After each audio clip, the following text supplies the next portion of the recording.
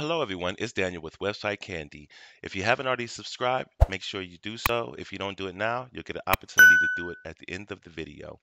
Right here is the image that I've captured, and I want to just make some quick adjustments to it and send it to Instagram. Looks nice now, however, it can look a lot better. So what I'm gonna do is I'm gonna come down here to my fill or adjustment layer, and I'm gonna click that there. And as I scroll down, I have a little option here called Color Lookup.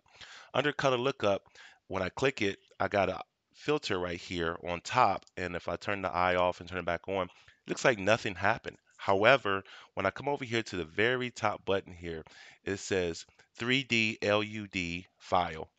When I click that, I have a lot of different options there that I can click through and I can see what's going on, which honestly, it just kind of made it pop just a lot better right there. You can see the difference there as I click through it. Last thing I'm going to do is I'm going to come back here to my adjustment layer, and I always like to use my levels. For some reason, it's just my go-to. Come over here to my levels. When I click my levels and I come down, I like to kind of add a little bit of level. I like to slide my levels and see what happens. But more importantly, you can always hit auto and see what happens with it there. So as I turn that off and turn that on, I got my levels are looking good.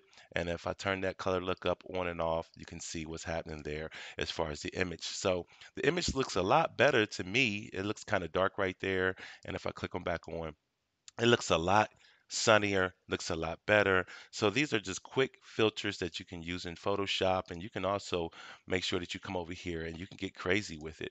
You can go over here and you can say the drop blues, see how it has like a bland look. I'm going to come back over here and I'm going to mess with my levels a little bit more, and I got kind of like that stone cold look right there. It looks kind of cold and daunting if I want more of a cinematic look within my photos.